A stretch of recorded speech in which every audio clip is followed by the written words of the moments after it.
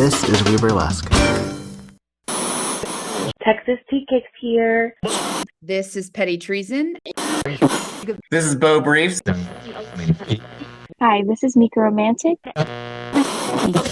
Hi, this is Professor M, and you're listening to We Burlesque Season 9.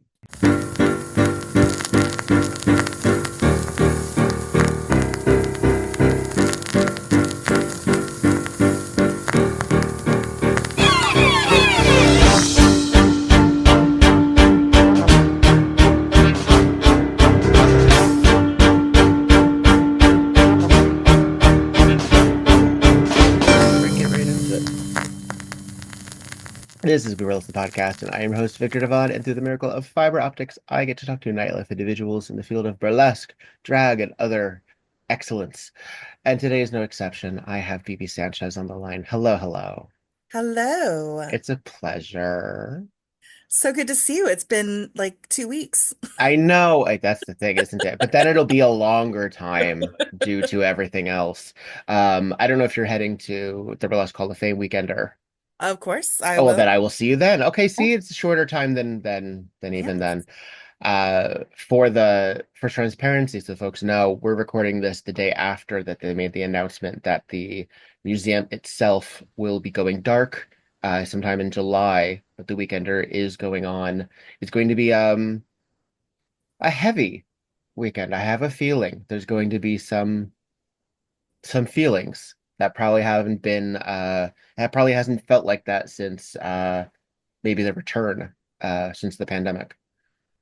Yeah, it'll be interesting. In some ways, it'll still be that element of celebration because there will be so many of us that this is our family reunion and only Mhm. time to see each other.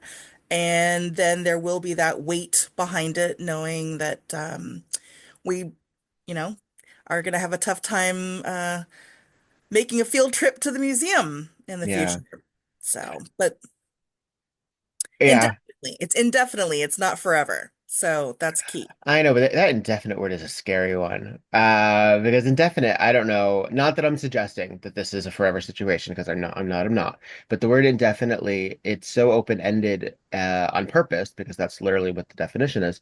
And I feel like we're living in a bit of an indefinite time, and the more we remove things that we can take for granted, for lack of a better expression, but things that we know that are like stuck in the mud, or that create a shadow with the sun, as the more we remove things like that, the more I think suspended in midair a lot of us, at least I certainly do. um Well, it's been a heavy year, and I do think that that is part of it, is that the year started off with some pretty big losses to various communities. mhm, We lost some really beloved members of the burlesque and drag world. mhm. And so this, on the heels of that, I absolutely appreciate how heavy that makes it all feel. But I come from the world of nonprofits, and so I absolutely get where they're coming from and how they're pivoting. And I applaud them for making such a tough decision while still being able to be creative with how they're potentially going to be able to showcase the collection in a sort of traveling capacity. I think that was a really key, interesting element in the message, Mhm. was there were some opportunities there, and I think people that could be really cool It because could, there's yeah. a lot of people. I have the privilege of being on the West Coast and having a full-time job. So the weekender is kind of a given for me, and that is really not the case for a lot of people. And so I really love the idea of the some of the key elements of the permanent collections being able to travel to places for folks that just do not have BHOF in their cards. The Right, weekender. Yeah. right, right. And again, the party still goes on. The fundraiser still goes on. I saw somebody, and I won't necessarily name names, but if you're listening, I'm talking about you, where they said they didn't understand why that was the choice, why the fundraiser gets to go on, but the brick and mortar doesn't. I'm like, doesn't that seem like the only real option so that you can continue to raise money? I don't know. It just seemed a little like, Yeah, as someone who has been the boss lady of a large uh, nonprofit organization with a brick and mortar facility. Hmm. Those fixed costs are the biggest fixed costs in your budget, right next to staff. And so the the lights on, the gas, the utilities, all the things. It's never just a building. It's always all the things that go with it. For me, from my perspective, it made perfect sense to do that because as I told my staff on a regular basis, every time we turn the lights off, we're losing money. Yeah, yeah. I mean, there's so many things too. There's also like insurance, Yeah. certainly. There's staff before and after hours have Hmm. started. Yep. So yeah, the administrative, I don't know. I feel as a recent addition to the Burlesque Hall of Fame, and obviously, folks, this is just a recent uh news development, but we'll get to the more fun stuff in a little bit. Um, I feel as a recent addition to, and I didn't realize how much I would care about it per se until I started getting more involved. And I remember it sort of being like this unattainable, honestly, kind of elitist microcosm on the other side of the world back when I was starting out. Well, not starting out because I didn't know about it yet, but early in the Jersey, New York career for me. And then when I started finding out more and learning, meeting people who had actually been and meeting people who had actually won and being like, okay, this is a thing. This is actually legitimate. And then meeting more of the people that broke more of the legend storyline to me and the history and learning more about Jenny Lee and the people that learned directly from her and then seeing just these just the pathways of who is connected to whom and how that's all related and then going and I was like oh shit no this is real thing and so when people get a little cranky about how it is run or how the weekender chooses to reward people in our community and who they allow to participate and who they then say, okay, maybe you shouldn't be the one coming then. Uh, I don't know. I've got like these are like my friends now, and I'm like, no, but I know I'm new, but now I know it's here, so leave me alone. Yeah. Anyway, yeah. Yeah, I mean, yes, like you said, this is all really new and really raw, so there's just a lot of sort of immediate processing happening. And our colleagues, our beloved colleagues, sometimes process very externally, and so we give them space to do so. And then we sort of figure out, how to rally because really the bigger story for me here is that we're already seeing in our communities some tough times, Mhm. right? There are many, I'm a producer as well as a performer. We're already seeing it's really difficult to fill houses, Mhm. even for established producers, even for established shows, even when you're bringing in big headliners or legends. We're already seeing it being a challenge, and I think this is time for sort of larger conversations Mhm. and a real coming together of community. And sometimes it does take these sort of very large, very public things to happen for people to really start to take it seriously, that this isn't just a microcosm of what's happening in your specific community or scene or what have you, but that we need to be coming together as a whole and Mhm. really um supporting each other and figuring out how we can support each other and how we can look at the bigger picture here of making sure that um burlesque in all of its beauty and politic has space to continue to do what it does. Well, that's the thing, isn't it? The reason that this is even happening is because it's not financially sustainable at this time. They're getting a lot of um, blowback from local government about what qualifies as a grant. These are federal decisions that we see in this clown show that we have presently. A lot of people are being affected by it, and it would have legs. I don't know why we would necessarily assume that it wouldn't reach us in a similar way, but I guess we just were hoping for the best. Although Um, I will say that's a disservice to clowns everywhere. I know, well, I know. Um, some of my best It's friends a are clown clowns. show on fire. How about- Yeah.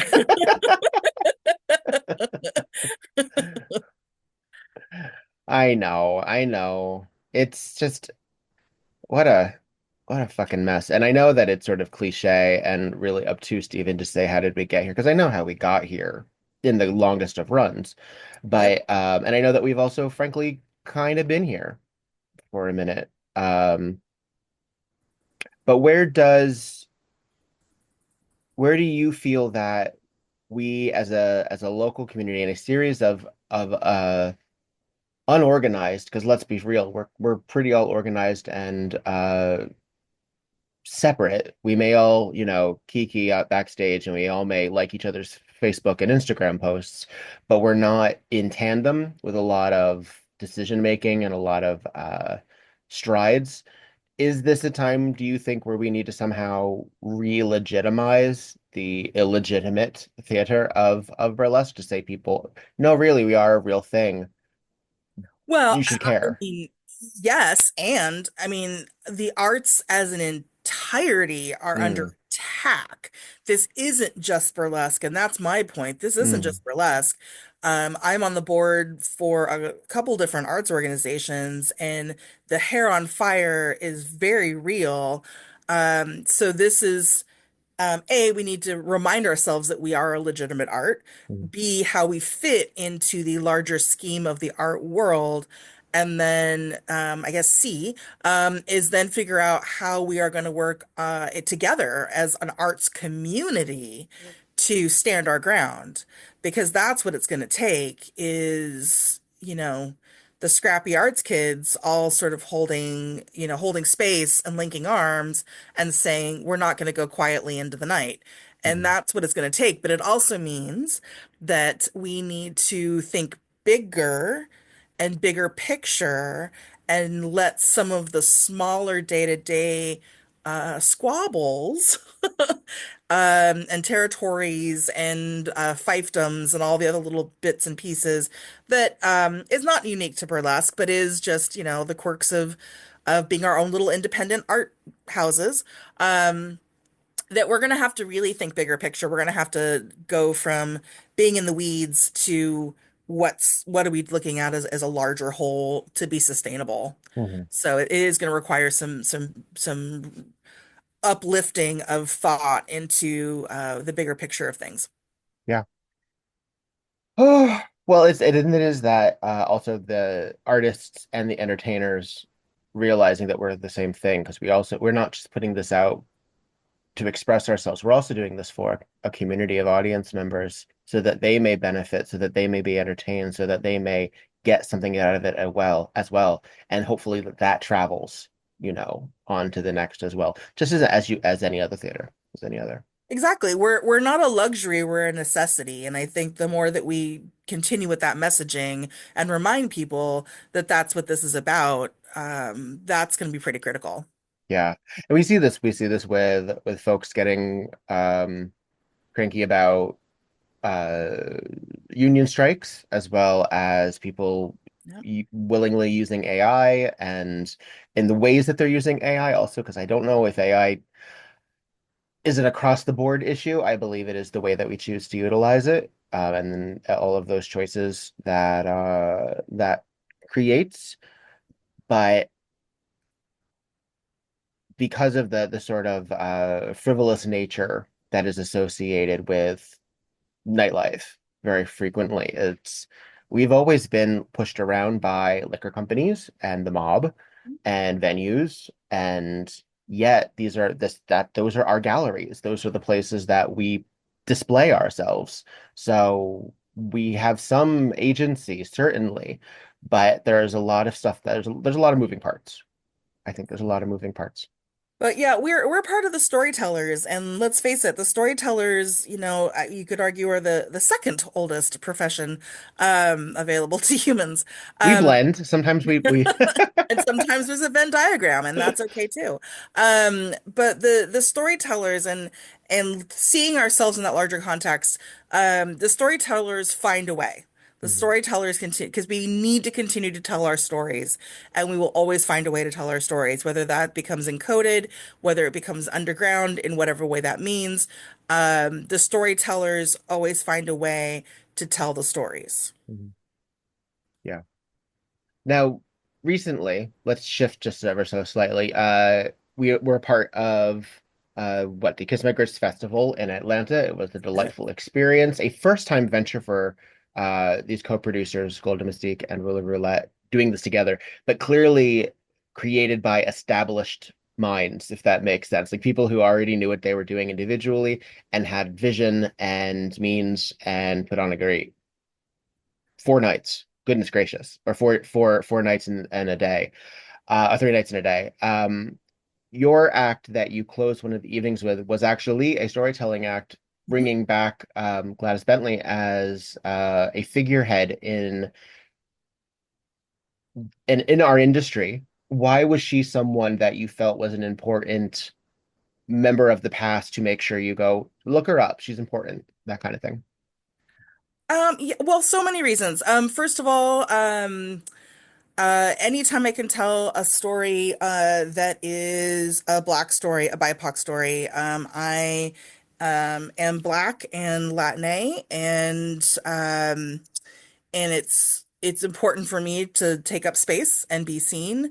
And I really was intrigued by Gladys Bentley because if you really read her full bio, she has a very interesting arc of her life. And then also being a person of size, having such a formidable um, ball buster. I mean, she just was not going to take shit from anybody, really. And what's not to love about that? But nobody was going to tell her how to dress. No one was going to tell her how to play the music. No one was going to tell her who she could marry.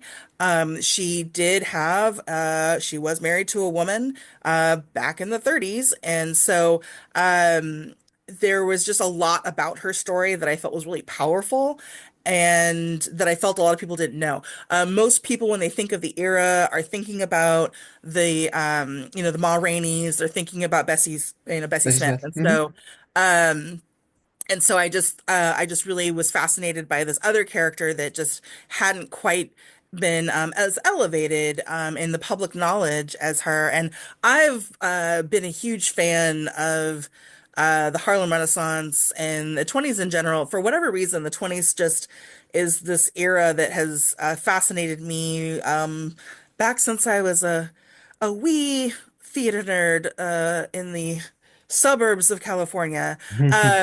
And it's just always been an era that's fascinated me, and I always like uncovering a new aspect of it.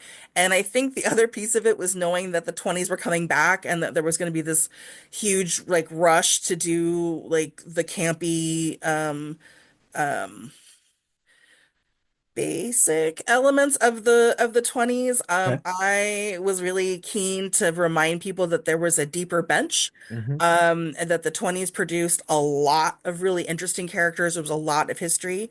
And the other part of Gladys's story, that I love that Lola Le Soleil, she got really excited about it when I was telling her about why I do the act. And so she got really excited about it and she got a bunch of books and she told the full story, which is cool because not everyone does it. But part of God is the story is the story of the queer balls. And I think the queer balls, they've been around obviously over 100 years.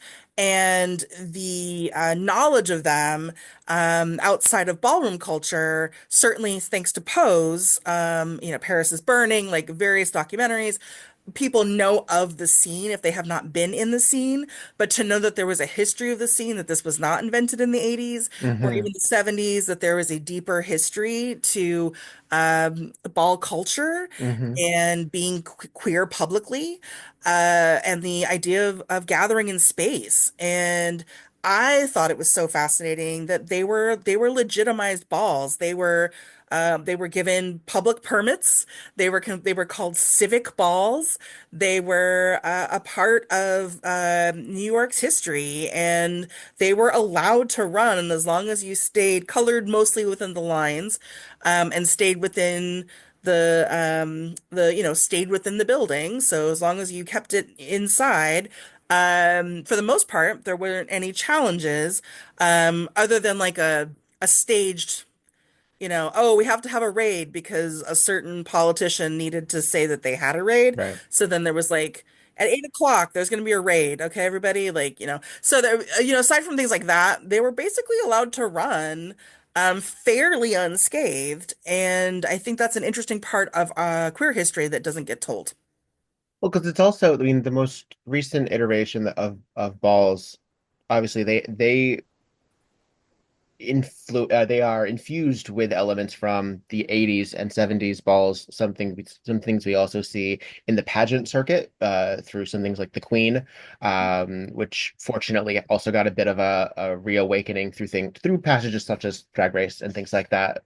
That's why we need established queens on that show, so that they can perpetuate existing history, not just help make new. That's my personal feeling. But also the ballroom circuit in the 80s is so incontrovertibly linked to the HIV crisis as well, because we lost so many of those people, to, depending on how you view it, was either handled or brought into those communities, depending on how conspiratorial you wish to be. It's the celebration has sort of a downbeat to it, as opposed to something that Mhm. comes from earlier, because we know that there's always been terrible things happening in the world. If this existed in the 30s, or if this existed through, the cakewalk era, or if this existed in other areas where there wasn't that only representation, we know that we can survive. And we also have this history of getting through some shit, basically, if that makes sense to you. Hopefully. Yeah, and I think well, and it's a reminder of resilience and a reminder of culture and of the artists of the Harlem Renaissance. It was such an interesting period of time, and bringing together poetry and theater and music and so many other different aspects of culture, and watching it thrive, right? Like, and we've since learned of there were other places in the country where Black communities were thriving, and New York just is one of the most famous and most public about it. But then we learn later on about some of the buried history, literal buried history, of things that happened in Oklahoma. Some of the communities literally buried, dismantled, and marginalized Mhm. immediately. And so, but New York gets to be the sort of encapsulated version of this, where we see all these artists really coming together and vibing off of each other, inspiring each other, and really helping to create something Mhm. that was pretty magical.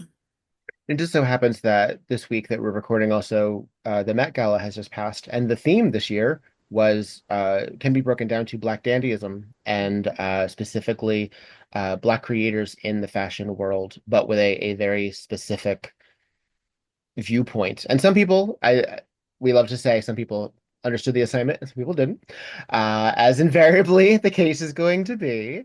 And that was really cool, though. But hopefully that kind of thing will inspire people to look and say, oh, that's why this person was dressed like that, or that's where this comes from. Because we've always had artists, and some of them, including people like Janelle Monáe, who have obviously kept that fire alive for these not so far gone eras, to just remind people, no, there is a tradition here, and we're gonna keep doing it. I think that's very nice.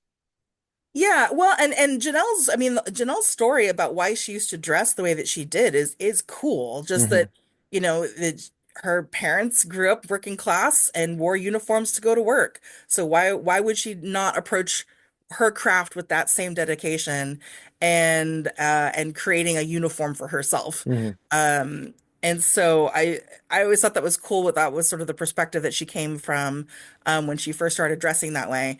And of course, at the Met, she always serves like that Always. was, and no exception.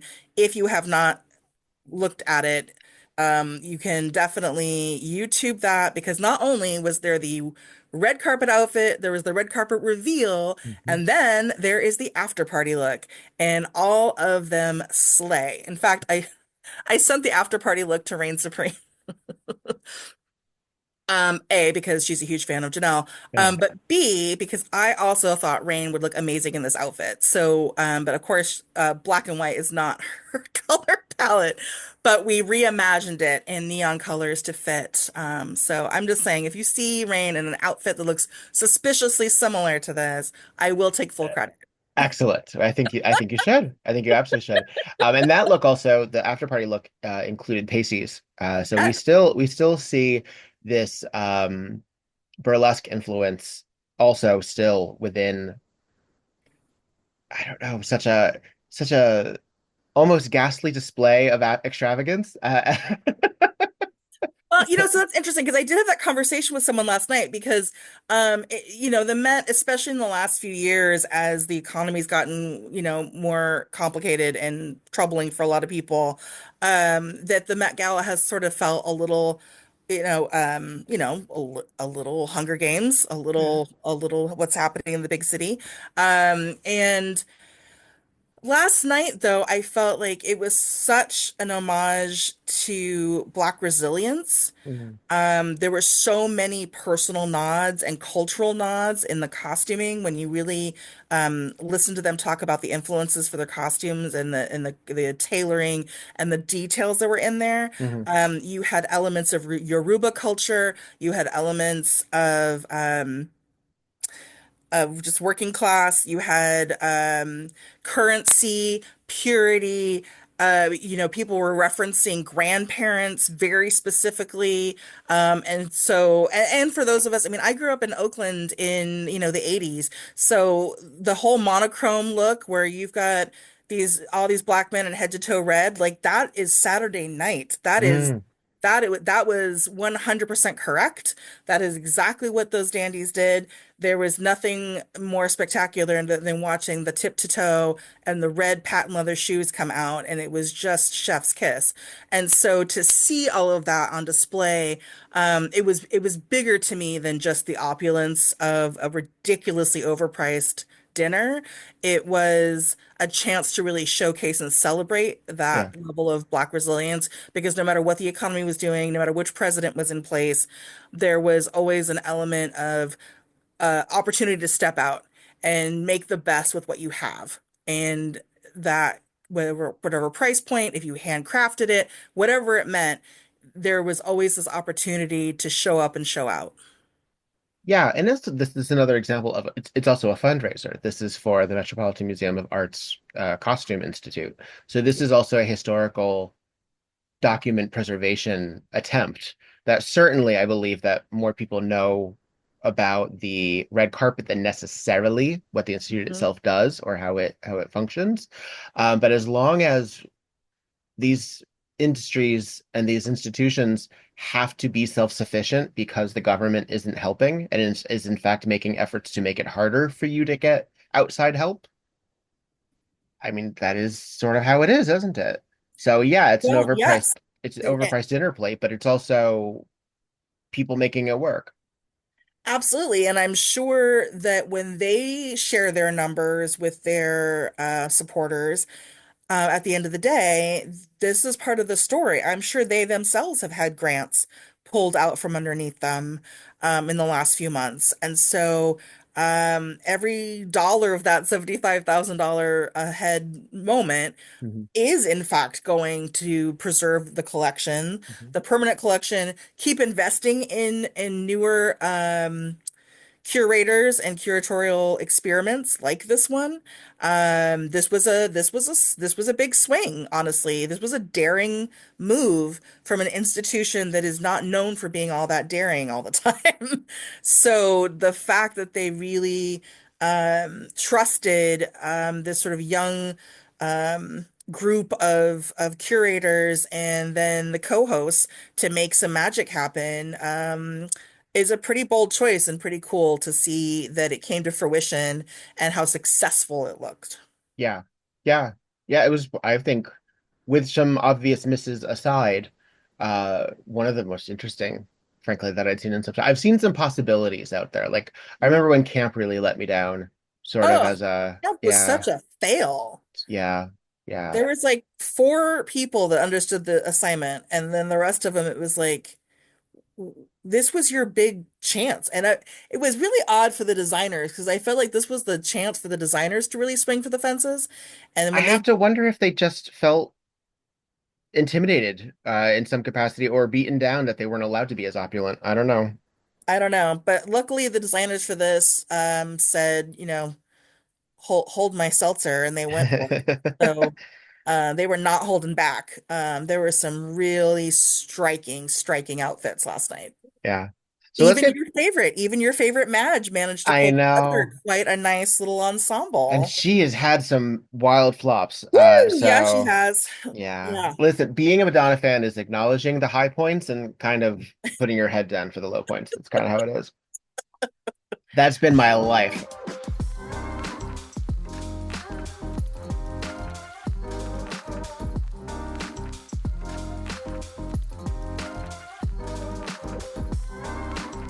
Hey, this is Victor, and I would really like to thank the folks on the Patreon. It really does make a difference. I know this is one of those times in the world where we're like, who the hell has the $20? Who has the $5? Who has $1? Well, if you do, thanks. If you can throw it at me. I understand that we have a lot of other concerns out there, what with social justice and also groceries. So if you happen to have it and you want to throw some dollar bills at the entertainment art that We Burlesque and Viktor Devonne puts out there, it helps me a great deal because there are some very real bills that come with podcasting. It's a lot of fun. It's all I know how to do, except dance around on stage and put on shows. But it does cost money. Ugh. But there are some folks who throw me some dollars on Patreon, and I would like to give them a lot of love. And those names today are Goosey Gander, Roxy Reverie, Faye Havoc, Tiffany Lane, Madam E, iRed, Shimmy LaRue, Curly Bright, Oliver Swisky, Sebastian Crane, Horace Stilton, Alex Colad, Bo Britches, Luna Delight, and Stormageddon. Y'all mean the world to me. Thank you there so very, very, very, very, very much. If you would like to support the pod, by doing so, you can go to patreon.com/weburlesque. If you don't have the dollars, I understand. You can also go like, follow, subscribe on all the things, even if you don't listen, but also listen. Please do that too. And comment. Not only do I see those comments and feel really good about myself, but the people that are parts of these shows get to see those comments and know that what they're doing resonates with the world. So, thank you very much. Be well.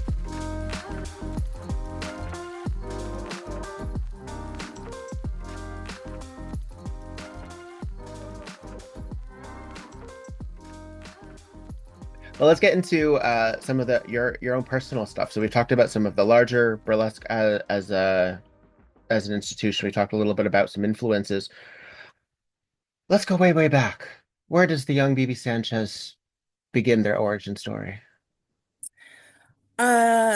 Picture this. It was I am a suburbs kid from California, and I started dancing at 5 and did the started with the classics, started with ballet, and made it. I went to a very fancy ballet school, as a matter of fact.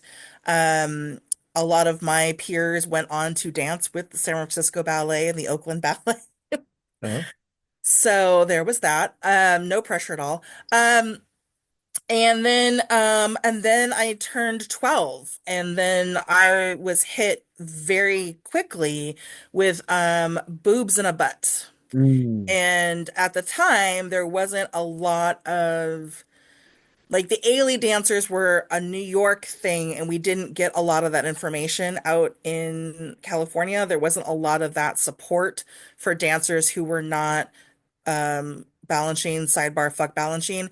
That we were, and any dancer that did not fit that wiry, wispy frame Mhm. was sort of marginalized immediately off to the side of being like, oh, you're cute. You can like maybe be in this back corner or be a tree, or something, and I was not having it. And so when they wouldn't put me on point, and that was a real deal breaker.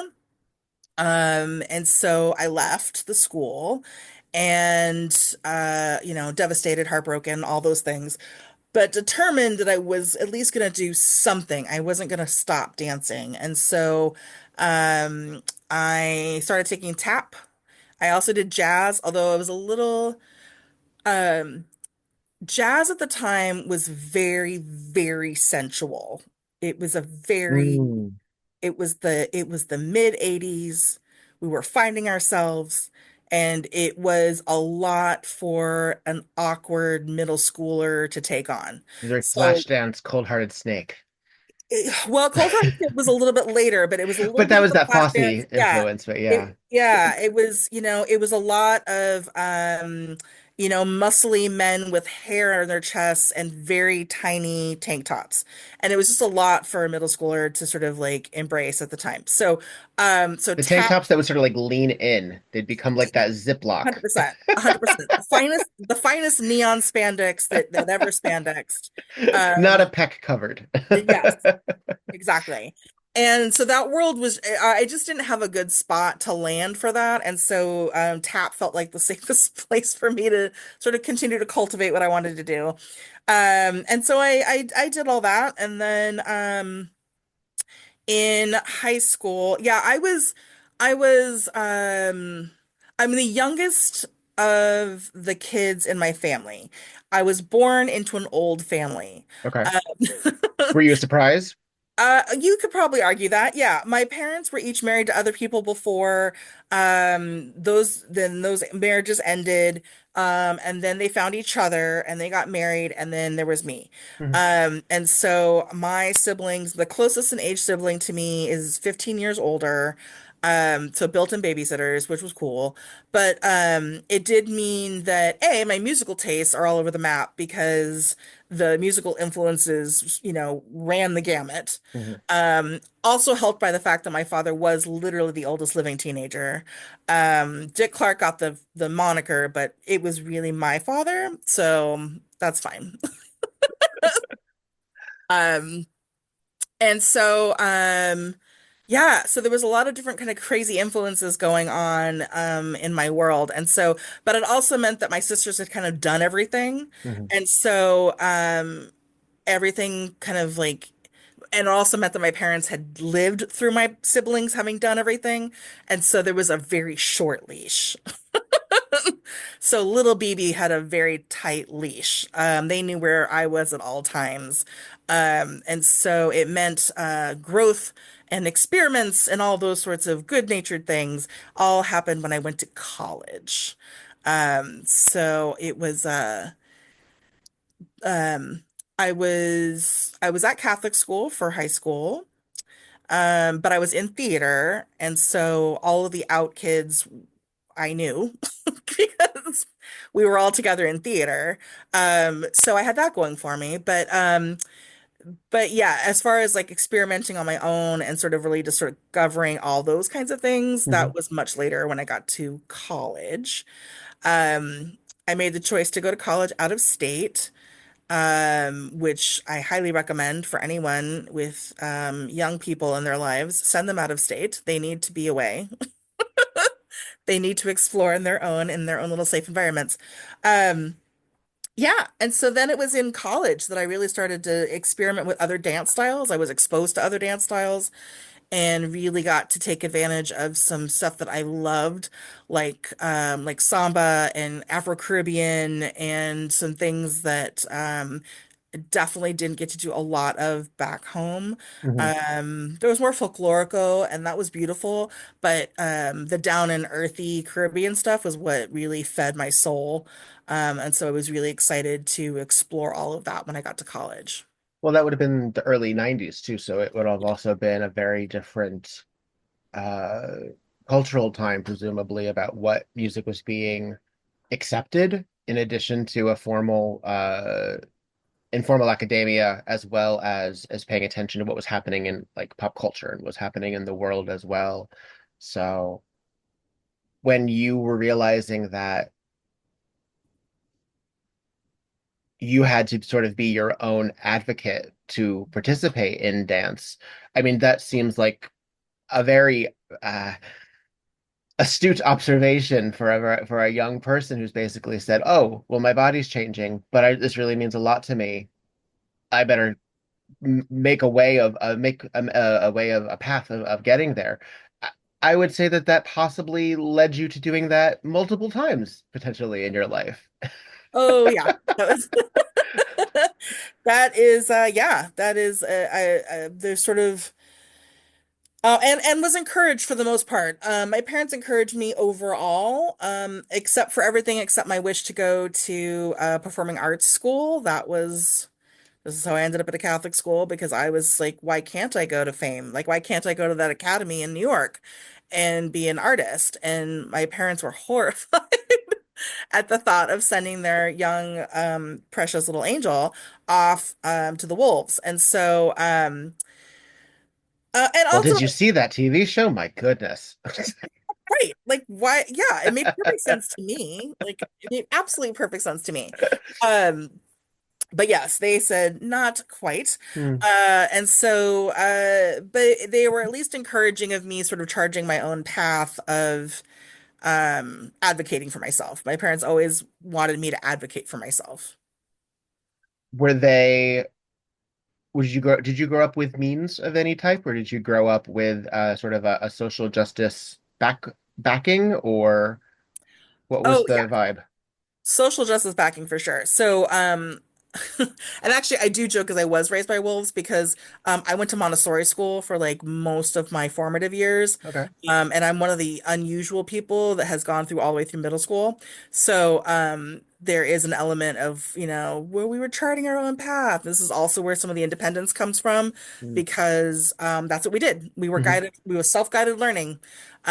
So that was a lot of what we did was charting our own thing, explaining why we wanted to do it, and activating all those things. And then also, my very first political protest would have been when I was 6, and we were protesting because Reagan won the election. And I stand by that protest. I was right. Yeah, well So, done. Look at you. yeah, Uh, no regrets. yeah. What do you feel about, so as someone who, and I personally also, so I was raised by a pissed off immigration attorney. So I've clocked my time at rallies and at protests regarding um the word I'm thinking detention centers. There we go, Oh, and yeah. other activity. And now I've married a Marxist who has found himself in something of the maelstrom of both just sort of there's a lot going on in Southern California. So we're at a very state level concern right now. The rest of the world, yes, we care deeply about, and yes, the rest of the country we're very concerned.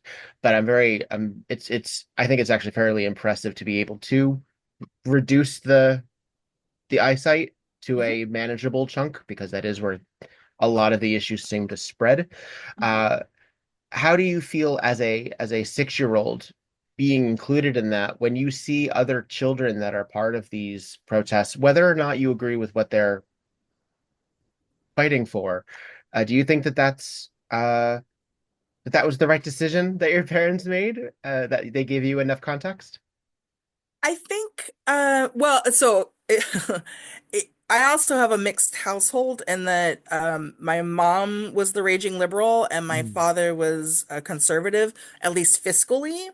Okay. They agreed on equality and rights because, again, Black and Latinx. So there was, fighting for the rights of equality for people, but there was the how to pay for it was where they definitely differed on major issues.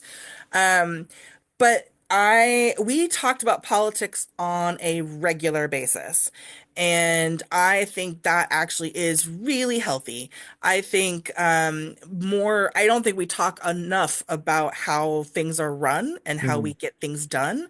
And so I do think that we have a lot of people that do not understand the nuances of the importance of the local government, We don't have of civic classes anymore. we don't have civics classes anymore. I Yeah. remember taking civics in high school. I Mm. remember we had some raucous debates. We had some good ones, but it's one of those things that got, when we started doing all those standardized testing and all of that, like all that other stuff got eliminated. And we have an entire generation that really doesn't fully comprehend some of the civics elements, the importance of a city council, how to Mhm. participate in that, that the fact that those votes really matter. When you vote on a judge, when you've got two judges, you need to read up on that. Those judges grow up to be the judges that we then get pissed off about when they're at the federal level, when they're making Mhm. big decisions. So when we let some of these guys get in at the low end spaces, then they keep fighting their way through until they end up in the big playing fields. Mhm. They're not just cherry picked into greatness, at least not usually, or at least before So in Every the every before time. Supreme Court judge can be traced back to some bullshit in local Exactly. government. Yeah.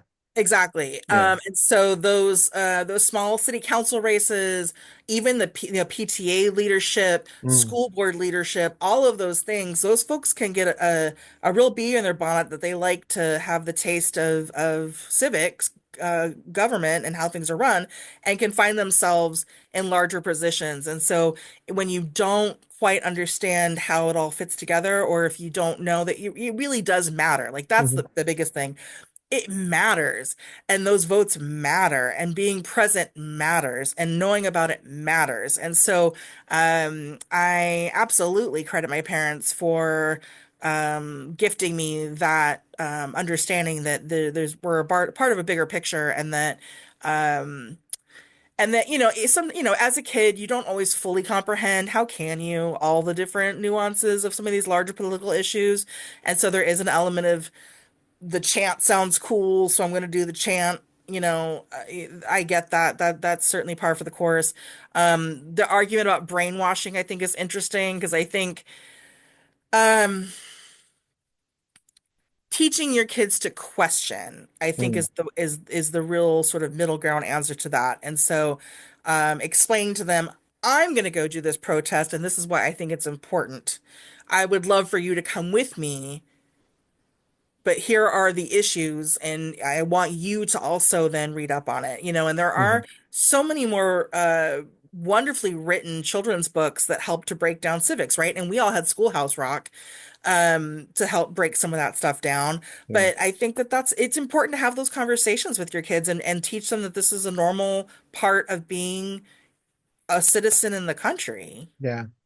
Well, and there's so much, there's no, again, we talked about this, I think, shortly before we went live. There's only so many hours in the day, so that I think much of capitalism just wears us down. So by the time we have that time to dedicate to educating ourselves or be educated, Mhm. we miss out on a lot of it because there are a lot of distractions, and we deserve downtime as well. And I think that's why when folks are able to explain things on a micro level on things like TikTok or through other means, that becomes scary for the status quo, because no, they just spent a whole lot of money getting rid of those programs. Why would you suddenly be able to do that on your own? I think that that's very telling, very frequently, that those are Well, the and it is also, I mean, to be fair, like I grew up at a time where we had like three news channels. When we we still kind of do if you think about it. well, I mean, like you could argue, are there any news channels? So there is that element of there is it's like from a fire hose. Um, you know, even 20 years ago, we couldn't have anticipated the full scale onslaught of 24-hour news cycles because they've shrunk, right, by Mm. half-lives. It's not even a 24-hour news cycle anymore. It really is like, blink and you miss it news cycle. And Yeah, so ticker tape. yeah, it's just constant. So it's like getting news from a fire hose. And so I can also appreciate that because you're right. Late stage capitalism is really, really a drain on the sensory systems. And so trying to keep up with the news on top of just surviving day to day is a lot. And Mm. that's also what they count on. The powers that be count on us being too tired and too under their thumb to then realize that we needed to set them on fire a while ago. Mm. Well, this again brings us back to The your burlesque. yeah, basically, but your need to be an artist because it is a I believe it is bestowed upon you by whatever cosmos to say this is how you need to express yourself. And you can choose to do it, and you might not even be good at it. I keep sitting down at a piano waiting for me to be a great, great prodigy. It hasn't happened yet, but as long as I keep sitting down, the possibility remains. But as someone who found not only dance but storytelling through your body, where did burlesque hit your reality and for you to even say, "Oh, I guess this is where I land."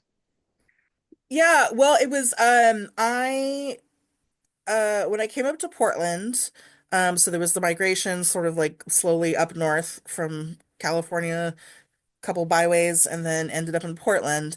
Um, I was at an event.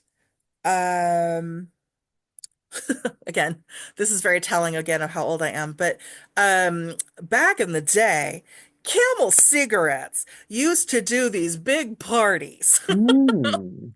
And one of my coworkers was her side gig was a rep for the Camel. So that meant that she would go to bars after work and like, you want to try a new Camel?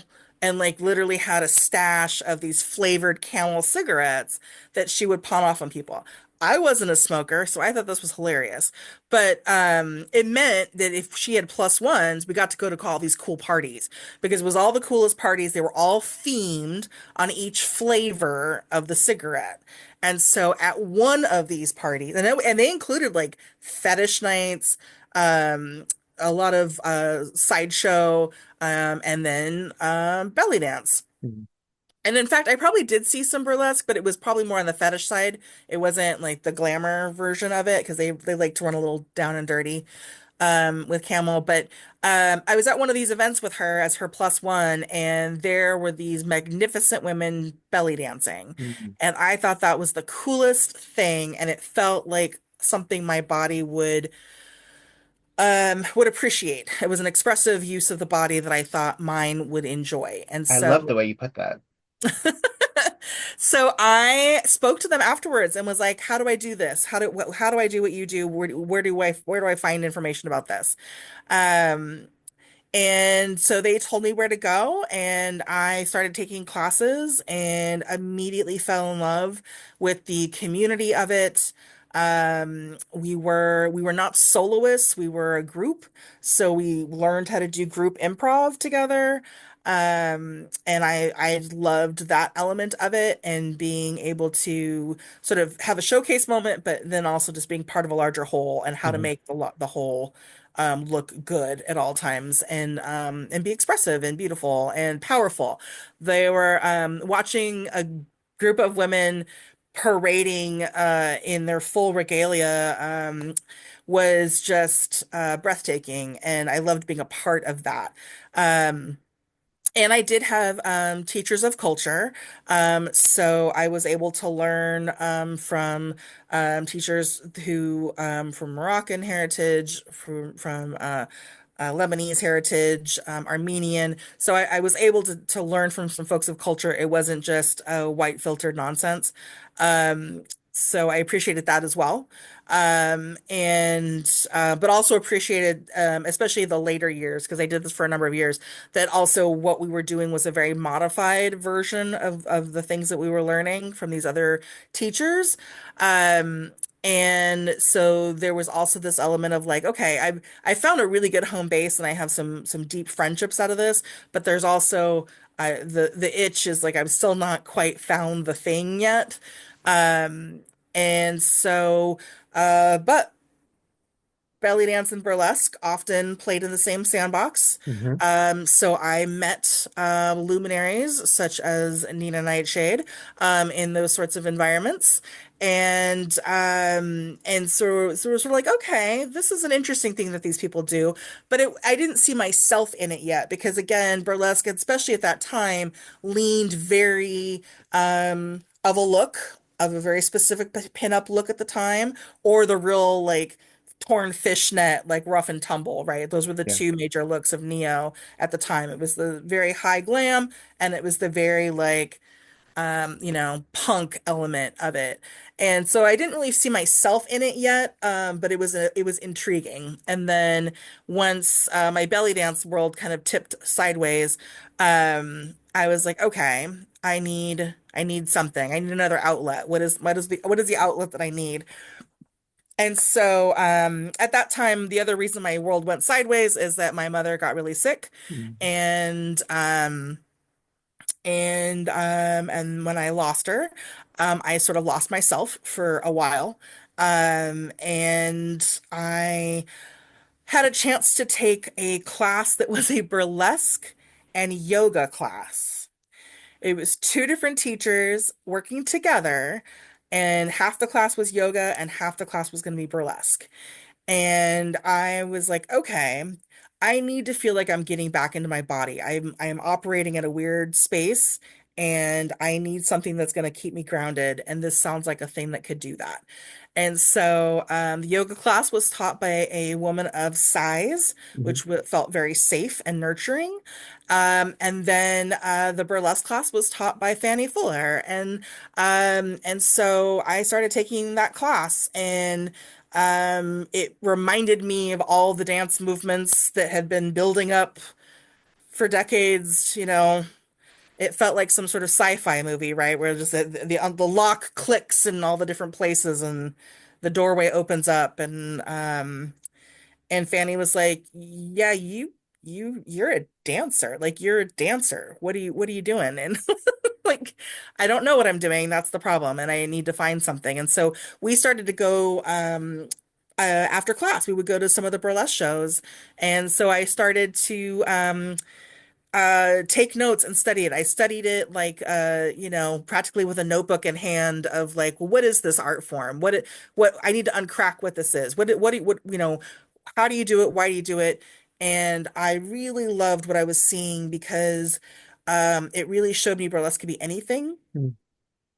There were some really beautiful story burlesque acts happening in Portland at that time.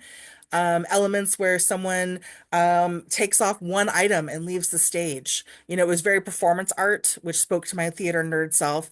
But then it was that sort of like, okay, this can be, you are, again, you're your own storyteller and you get to own what happens to your own body. And after being in a very strict belly dance environment, the idea of really having agency over how I look, what I wear, and how I present myself to the world was just a breath of absolute fresh air. And so there was an opportunity to take a 6 week act development class, and the rest was history. Once I hit the stage, it was kind of go from there. What year was this? It would have been 2019, April 19. 2019. So I just had my anniversary. Yeah. I mean, there's so much to be learned from folks that are teaching locally, and you've also been able to travel a bit, Mhm, possibly not as much as you would prefer, but things are things.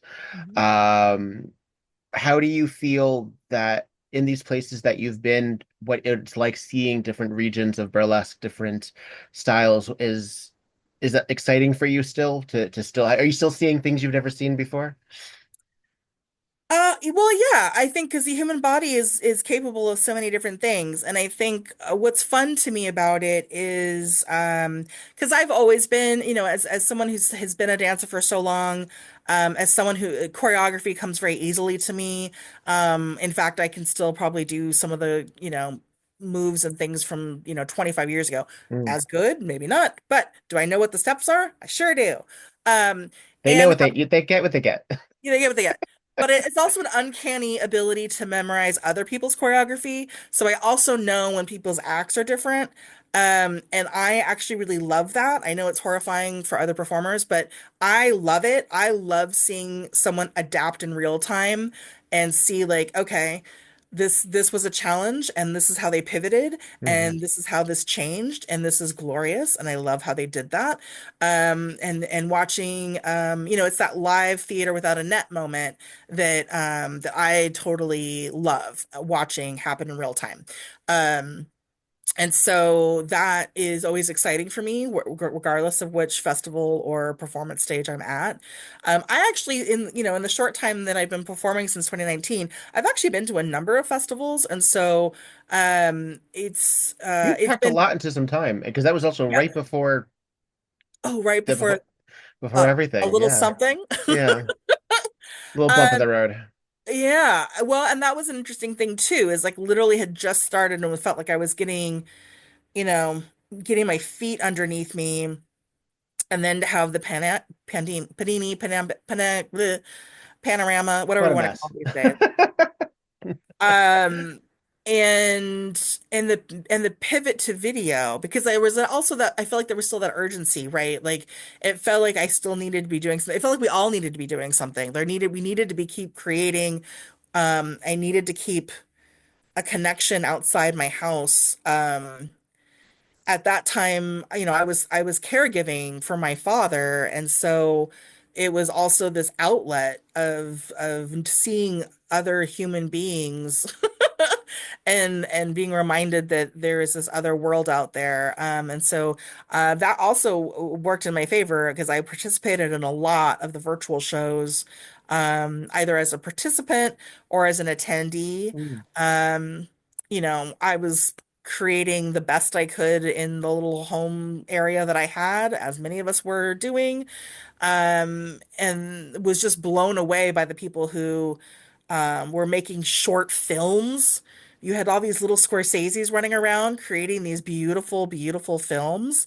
Um, and I can't wait for the eventual film festival where we bring them all back, right? Like I know Mhm.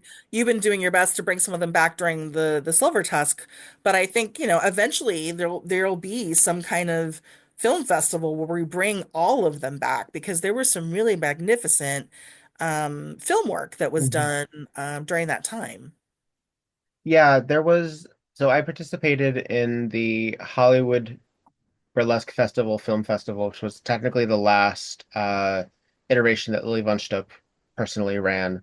I won in 2019. The world fell apart, and they did like the digital showing. So a lot of people submitted for that. So I was able to see a whole lot of how everyone took their assignment, frankly, because this is the other thing too, is that since burlesque is made by us and there's no outside force really telling us what to do. It's just us telling us what to do. Um, that therefore how we presented ourselves digitally didn't have any groundwork either. And you could kind of tell people who were learning as they watched, like, oh, I could do that too. And they didn't necessarily Xerox it. They did their interpretation or Right. whatever with their variation. And they're like, oh, I certainly did. I am not the kind of evidently performer who, when I'm putting a camera up, I want to do that act for the full 3.5 to 5 minutes in a row. I need to chop it up. I need to chop it up, and I'm going to give you the best bits of the 3 to 4 takes that I do of each bit. And that's how I'm going to have to do it. It's just how it has to be. And I was also working in a very limited space when I did participate in the digital area myself. I felt I was a late adopter. If I knew then what I know now, I would have realized that I would find that fulfilling. but I was late to it because I was like, it's not the same. I don't want to deal with it. It's that trauma. But that's a lot to ask of ourselves to suddenly become Yes. video editors and Yes. kittens for ourselves. Well, exactly. The reset. It was the reset. There were times where the husband, bless his heart, like in fact we still have fabric hanging everywhere. Um we created I bought all this fabric and we just staple gunned it all around part of our house so that I could have this like staging corner so I could video. And I would wait, and it's like, okay, time for him to go to bed, and then it was time for me to go to work. And so I would, then take the time to film, reset. And, it's like I'd worked a full day, it's like doing all these things, but now it was time to try to make something. And, and I had wanted to do film, I'd always wanted to be in the performing arts in some capacity. I loved film. I love movies. And that was also the sort of frustrating part was like, this was this big opportunity to like finally like be the budding filmmaker that, you always wanted to be, but then having like a really terrible web camera and a phone that was better, but then having to figure out tripods and the lighting was never File cool. sizes and Oh, file sizes. trying to bring that into an editing app and it saying this is the wrong kind of file type. What do you Oh, mean it's the wrong kind of file type? right? You're like, I don't understand what you're saying. I Say it know. again slower. And then yeah, and then so then trying to weave it together. Yeah. And then I ran a show. I produced at least two shows during that time.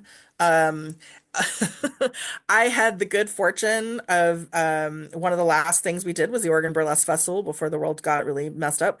And that was my first time meeting Margot and Sam. It Mhm. was Samsonites. That was his first competition, so legends were being made that night. And I fell in love with the two of them immediately. And so when I produced a show, I just reached out to my good buddies and was like, "Hey, could you guys like headline my online show?" And they created a literal 4.5 minute rom-com that could win uh awards right now. Like Yeah. I'm like, how did you take this tiny little New York house and turn it into an entire rom-com story? I love and hate the two of you right now. How dare you? Was that Uh, the singing in the rain? it's the singing in the rain. Yeah. That's a delight. And I was like, they sent me this video, and I was like, "Are you kidding me right now?" First of all, how dare you? I know. And They're so nice, they're sexy, they're talented. Just pick I a know, lane, right? people. Right? All the things, Oh, really, really. Anyway, so being able to, and it was like it was high definition, and every time I looked at my stuff, I was like, okay, yeah. all right, let's fire her up again one more time. This time, once more with feeling. Let's give it the old college try.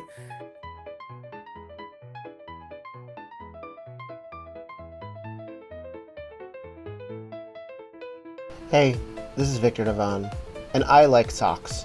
I've always liked socks. In fact, I like socks so much that I don't match them because life is too short. Not because life is too short to find the other one that matches it, but because I want people to see how many socks I have.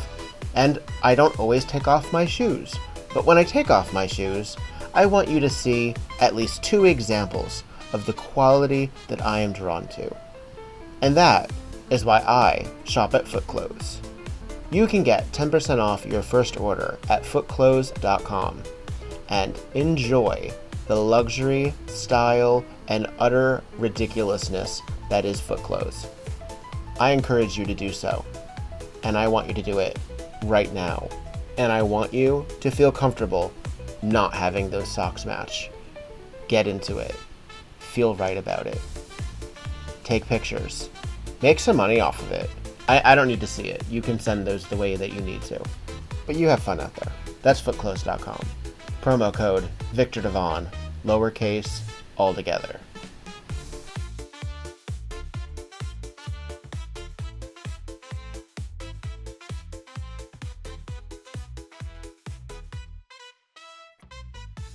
but it did keep the home fires burning and I got to learn a lot, right? Like it was there, one of my signature acts came out of that time period.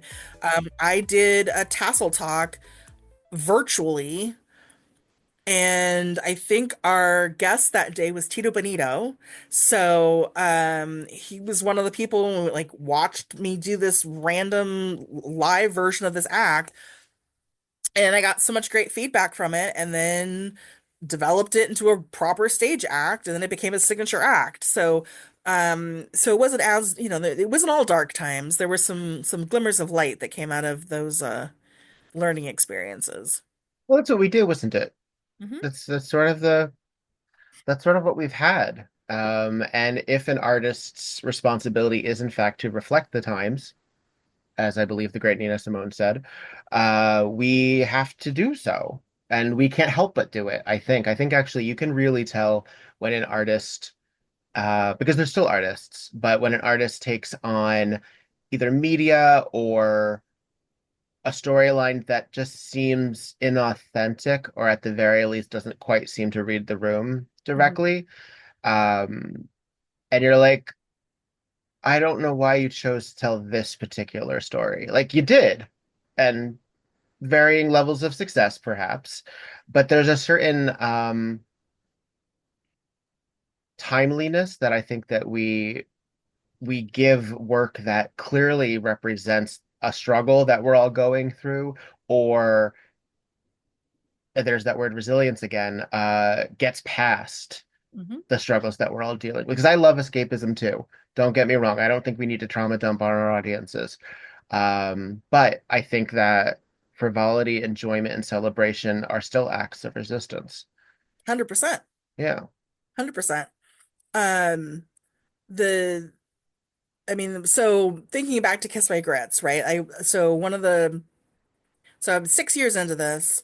It was my anniversary month, and it was also an opportunity to headline not once but twice. So it was a big month for me. But one of the things that I really loved was being able to teach and sort of break things down, because my class isn't about teaching you choreography. It's about breaking down like how you approach space and Mhm. move in space and allow yourself grace to move in space.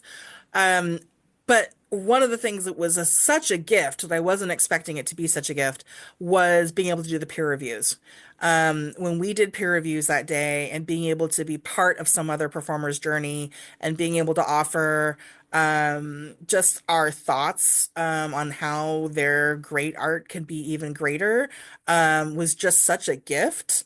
And to be sitting with your colleagues and seeing how we all kind of approached the work and the craft Mhm. was just cool. It was cool to be a part of it. It was cool to hear how someone thought of this, or this was their take on it, and then how you were gonna complement what they were talking about. But then also just to be able to see artists coming in with very different levels of experience and very different types of acts, and being able to sort of sit there and celebrate the fact that this is all burlesque and all of their work was great and on its way to being even greater. Mhm. And it was just cool to be reminded of all the different ways to burlesque. A peer review is very vulnerable because Hmm. it's basically because our work is so personal much of the time, and yet I have often felt that I connect.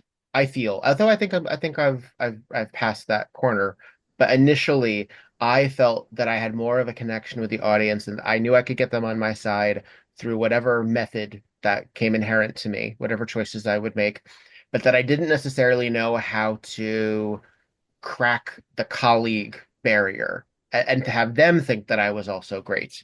And some of that was in my head. Some of that was also just local nonsense, as the case often is. Um, but sort of this fear of not being good enough or not being enough, basically. And but also but so I resisted words like boylesque, and I resisted things that sort of othered me in a lot of different ways. And now I have different relationships with those things. But I also like I didn't really even have a relationship with the word fat until Pucks Aplenty said, "Oh, I want you to headline Fat Lusk," and I was like, "I have to do some deconstruction on how I feel about that." Thank you, thank you, thank you, thank you. First time anyone has ever asked me the headline. I think I need to sit with how that makes me feel. And ooh, I just dropped my phone. But I think that when we have a peer review situation where everyone's coming from a place of not just cheering each other on, but looking at things from I want to understand why you're making this decision because I want to know where you're coming from. I Yeah. think that that's really cool. And it can get really, really pinpointy for what seems like a kind of silly 5 minutes. Like, no, but we're making really important choices. And if you plan to bring this around places, I think you have a responsibility as an entertainer to give the best version of that, however that ends up looking. Well, yeah, and just being inspired to bring out the best because I think it is a vulnerable place because I did peer review at BurlyCon. In fact, with the act that I did at Kiss My Grits, that was an act that I first, my first BurlyCon, and I was like, oh, sure, I'll sign up for, you know, I'll jump into the lion's den.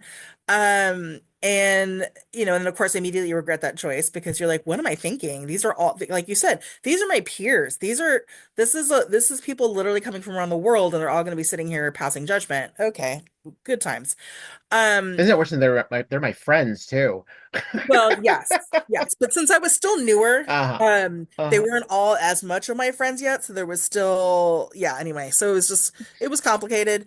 I did it, and then the feedback and the reaction to the act was just so powerful that I was like, oh, this is a gift. This is it's a lot right in the moment, so I'm like, it's still kind of a daze, you're still like, you just finished performing and now you have to go back and sit mostly naked. Well, although in my case, dressed in a tux. Um, It's a reverse trip, people. Yes. so, getting to sort of sit there and be like, okay, like lay it on me. Um, And it's an incredibly vulnerable place to be. But it also then just becomes really powerful and I still have all the note cards that were handed in that I can still reflect on and see. It's interesting to see what resonated with people, where they had questions. And you start to also realize regional differences because Hmm. again, there are things that will hit differently in different markets, and you sort of see that Hmm. in there. And so it's really fascinating, I think, to sort of sit there and unpack it. But it was ultimately, I loved being able to do it. And then I loved being on the other side of it and being able to offer that same level of feedback to my peers. That was just really cool. But it's an interesting space to put yourself, to expose yourself in that Hmm. way.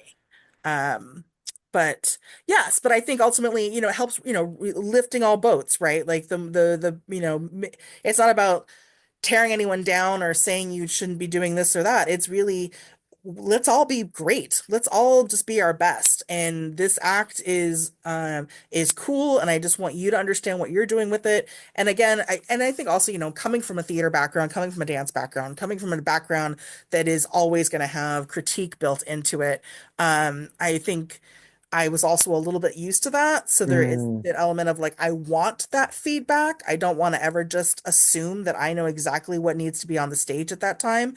I love being able to talk shop with people and sort of break down the nuances of something.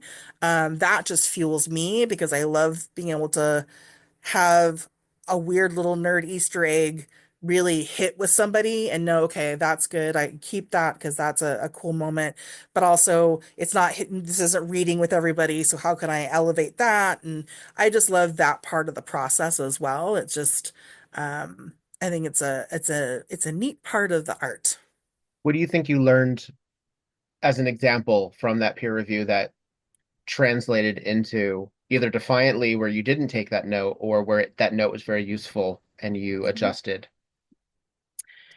Yeah, I think the note that I was defiant about was that somebody thought I needed to rhinestone the binder that I put on, and I was like, absolutely not. the binder is a tool to get to where I'm going. It is not meant to be um, a stop sign in the moment. It is a yield. We move past that. It is a tool to go into the necessity of how I can get a shirt on having boobs. It is a moment that I feel like many of our trans community can appreciate. And I have a lot of trans colleagues here, especially in Portland and Seattle. And so I felt like, no, this isn't there. That's not part of the journey. This is a yield. I do this to get to the next thing. This isn't the spot. And so I was happy to defy that particular request. Was not given by anyone on the panel. It was a handwritten note from somebody, and I was like, nope, that's actually not what this act is about. So noted. That's cool. And then the one that I did take, and that was from panelists, and then I did get that note in a couple of the handwritten ones, was because it is a reverse strip, was the idea of really like enjoying, like, what does it feel like to put these clothes on? Like, what does it mean to put the clothes on? What does each article of clothing say to you when you put it on? And that was really powerful to think about each piece of the outfit coming together, how I might react to it or how it might um feel to do it. And Mhm. so that I definitely took into where the act is today. I think that's totally fair. I mean, there was a note that was given by an audience member during one of the acts, and I don't need to specify whose, where they said, "Oh, well, you came out in like this sort of gauzy robe situation. I just think it would be more interesting if you like came out like in a delish to give it more like opulence." And I just remember Queerly's face just sort of going slackjaw for a second. She's like, "How about no?" Clearly was one of the judges, people, Yeah, or one of the reviewers, and it was sort of like you're not paying attention to what the storyline is. That's yeah, so incongruous with the rest of the aesthetic, for one thing, and right. I think it also shows what your view of opulence is, what your view of, and maybe that means that that artist then has to wear those clothing with a little bit more grandeur and a little bit more, for lack of better expression, pride to show that that's their uniform, as it were. Absolutely. Uh, And zero diss on a delish. no, certainly. I myself have taken advantage of a Black Friday sale and have a nice collection. Absolutely. Um but it was also, it was very loaded. And I think parts of burlesque, right? There's ways to elevate. There's a DIY element. There are ways to elevate your art that do not necessarily mean you have to write a big check or go Mm. into debt on your credit card to make happen. And when we start naming too many high-end elements, you need more rhinestones. You need this type of robe. You need to these kinds of shoes. Why Why don't is that you? stopping me from telling the story? Yeah. And Yeah. so there's that element of like, why do I need to have those specific things Mhm. versus, oh, are you telling me that I need to be doing something differently with my hands? Okay. That's the note, is I need to be doing something with my hands. Oh, this prop isn't telling the story. I need a different type of prop, and maybe that prop has feathers, and maybe that prop has sparkles, and maybe it doesn't. Maybe it's something else. But you're telling me that I need another element to help tell the story. Okay, that's the note that I need. So I think that there's also that feeling when you're either listening or participating in a peer review, is being careful of those kinds of things, because what is the real message behind that? And I don't want anyone to feel that they have to have a certain brand of anything or a certain type of anything in order for their art to be valid, because their art is valid. Yeah. Yeah. It's we're all coming from a different place. We're all coming from a different background, as you said. So you were used to some of these critiques from a dance perspective, and a number of people on peer reviews are from an echelon of their own uh style type. So we have Lux Lacroix, for example, representing like amazing choreography. We have perhaps another one who is really fantastic in acting and fashion and style and presentation. And then we have like, masters of many a trade who make us all look bad. But that we're so but frankly, when we're in shows with them or when we work with them, they make us better. Hmm. And that was one of the great things that I loved about doing my show in New York was that it allowed people who were brand new and people who were established to coexist in the same dressing areas, share the same stage, there being no headliner situation and just sort of saying, no, we're all kind of equalized here. And those people who are really, really fantastic and established, hopefully being in a show with them will also make you realize that you're good enough as well. Well, absolutely. So first of all, like in your own regional home shows, like our day to day, our regular Saturday night gigs, let's face it, when push comes to shove, we're all still getting dressed in the broom closet. We're Yes. all still getting dressed, trying not to get anything wet because you don't know what it is. So, We're hoping it's at least beer. I mean, you're praying that it's beer and that, It there's was beer once.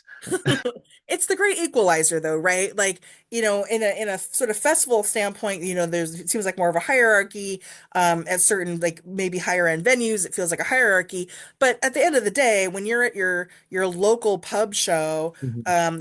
you're all getting ready in the same, 2 by 2 closet space, you're all the same at that point. And so it has to be about something else at that moment. It's not about, it cannot be about ego at that moment. It has to be about something else.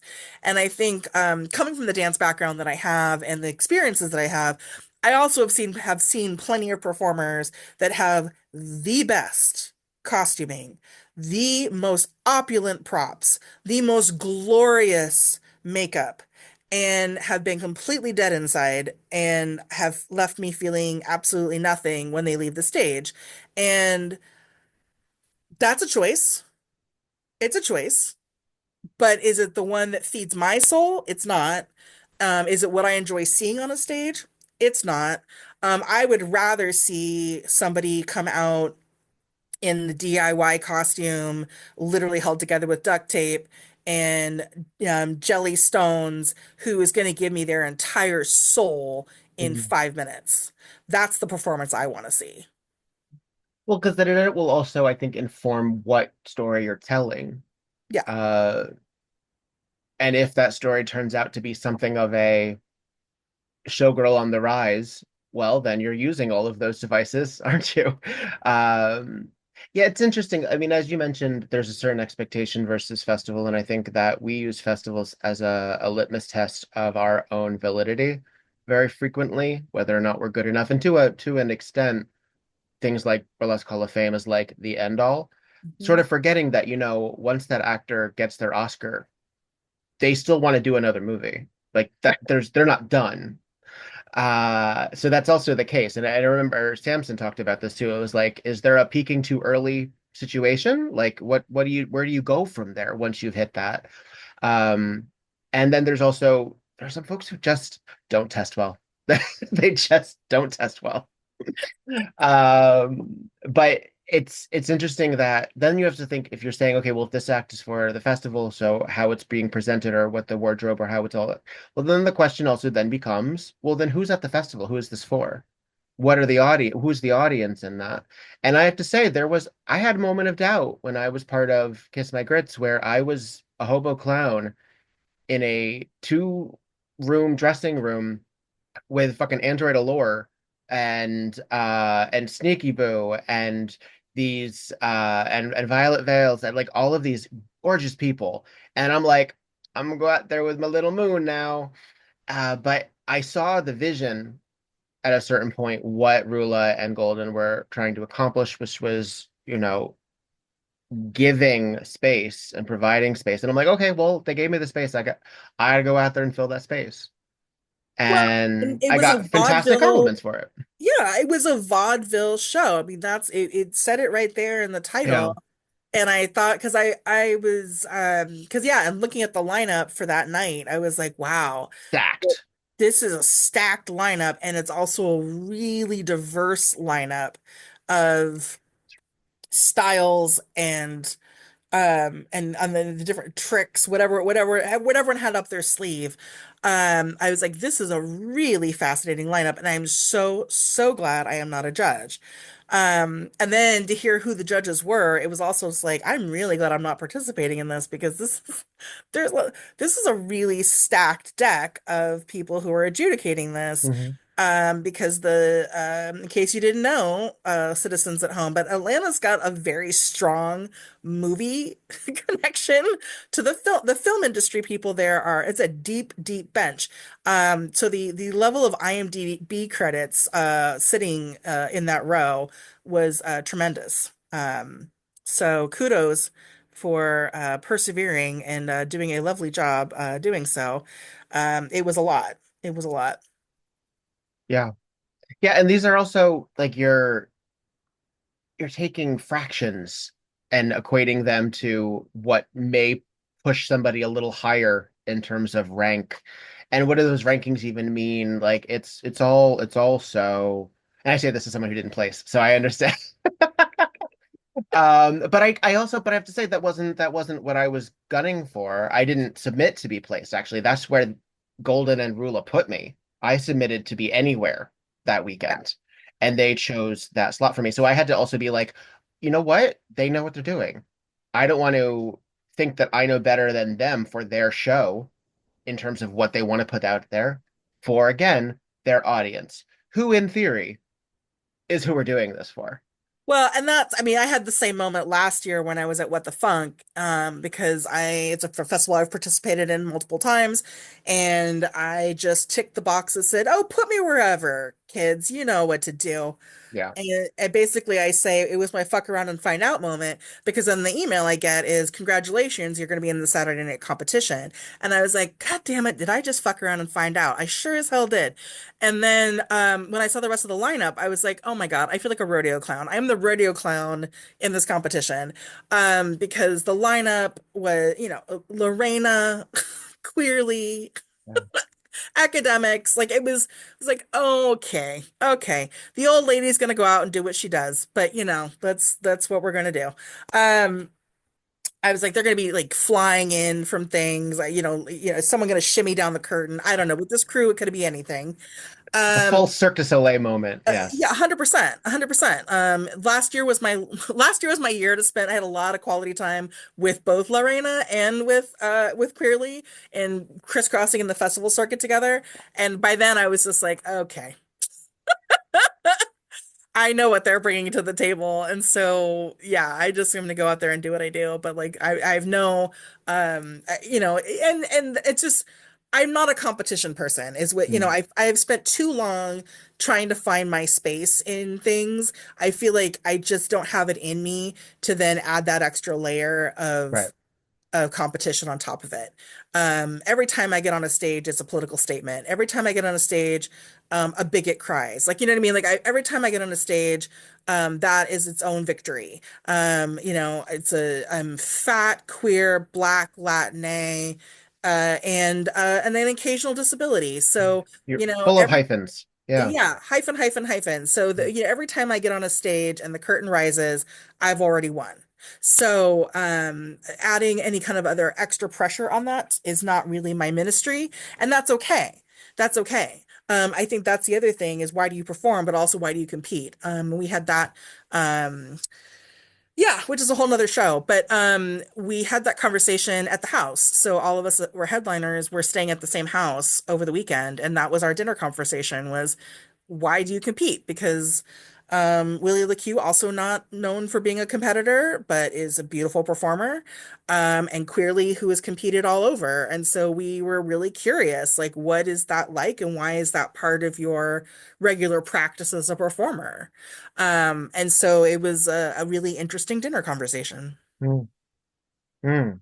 I'd love to have you on the We View for something like that, my panel Yeah. show to sort of talk about that, because I think we've skimmed it a little bit because we've talked a little bit about Beehoff, we've talked a little bit about fitting in some degree, and obviously a lot of us discuss imposter syndrome or um, feeling good enough for our own skin, because a lot of us come from our own neurodivergence crayon boxes, but the nature of why do we compete? What is this for? And one of the reasons that I stand by doing the Silver Tusk Awards, even as the world is on fire, is that we deserve to have good things and to celebrate ourselves and to celebrate our colleagues while everything sucks. Because if we wait for things to not suck, we'll never do it. Nope. We will not. And that's not fair to any of us. And one of the things is that I've always loved is that while I know that there have been hurt feelings about people who did not get nominated or who did not win, and people, especially in the live years when we had an actual in person, none of those people made it my fault or made it my problem, and I appreciate that because it's not my problem. You feel those feels. You do it, and understand that, and hopefully you realize that this is just how it is, and there's a political nature, as you mentioned, and there's also a however things shook out. But it's just how it is. You sort of have to do it. Um, and there's so much more that we could cover. I would love to have you back. You obviously you have a relationship to music. I'd love to have you on the music pod to find out some of the songs that have not only influenced you off stage but on stage, and going back, going back to the years before. But what a delight getting to know you, not only in this hour and a half, but over the years. I look forward to sharing space again with you in just a couple of weeks, my goodness, at the Burlesque Hall of Fame, which by the time this comes out, it will still actually be just barely away. Um, can you please tell the folks the ways that they can keep in touch with all of the things that you go on and what you do? Yes, people can find me on Facebook and Instagram, Bee Sanchez, and it is BEE, like the Buzzy Bee. Mhm. So BEEBEE, Sanchez, um, and I am the same in all the things. I am also on the Blue Sky, although what are we doing on Blue Sky? Who can tell? I mean, if anybody can tell me, that's great. But you're welcome to follow me on Blue Sky, and let's find out what we can do together. Um, Anything clever that I would have posted on Twitter, like any music, I just put on Blue Sky. I don't even know if anybody likes it. I just put it out there, which is actually very rare for me on social media because I constantly am looking at the likes. It's so yeah, it's a weird world. I don't It's a know. weird void. Yeah. It's a strange void. And I yes, you RIP Bird app because it was a sad day. Um, and then I do have a website, but gotta help us all if I keep it that updated. But I give it the old college try. And yeah, and then the other way to find me is my production company, which if you speak Spanish, you're gonna have a good luck with this. And if you're not a Spanish speaker, more power to you to learn. But it's Querencia, so Querencia. And Cadencia Dance is my production company name, and Cadencia means a place to feel at home. And a lot of us tend to feel at home on the stage, and that's the point of why I produce. Yeah. So you've mentioned obviously that you are Afro-Latin. What are is your Latin roots, your ethnicity?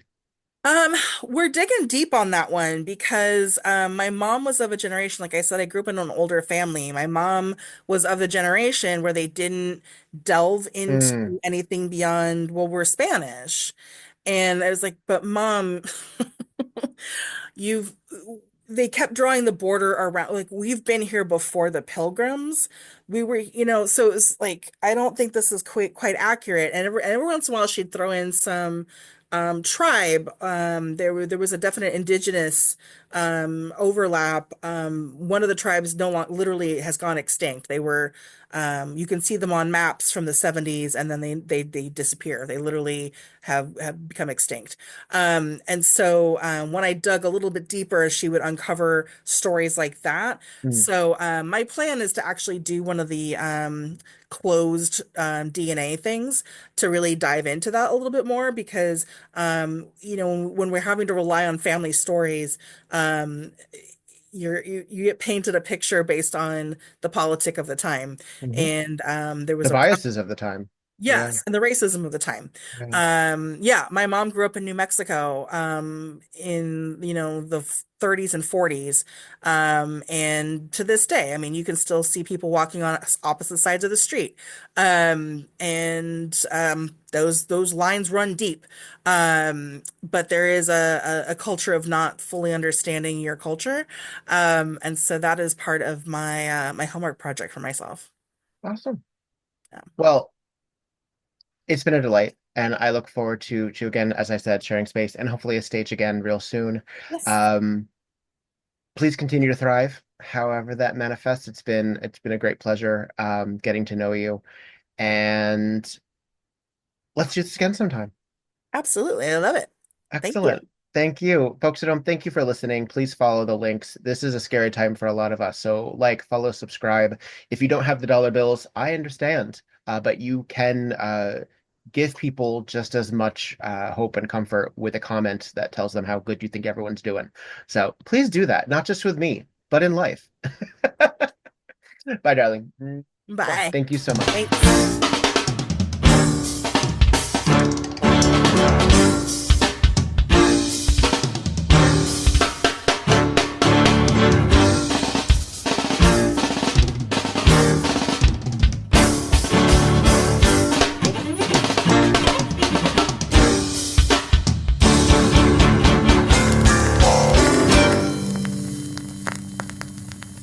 We Burlesque the Podcast, created, developed, and edited by Viktor Devonne.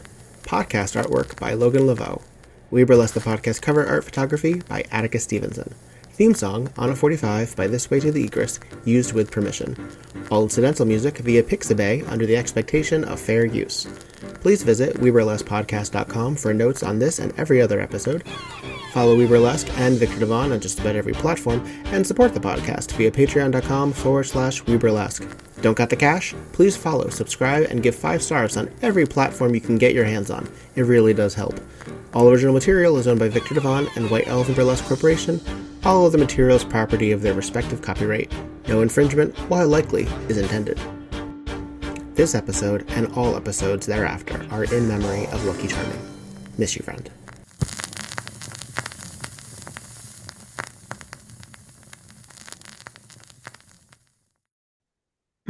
And that's it. Woohoo!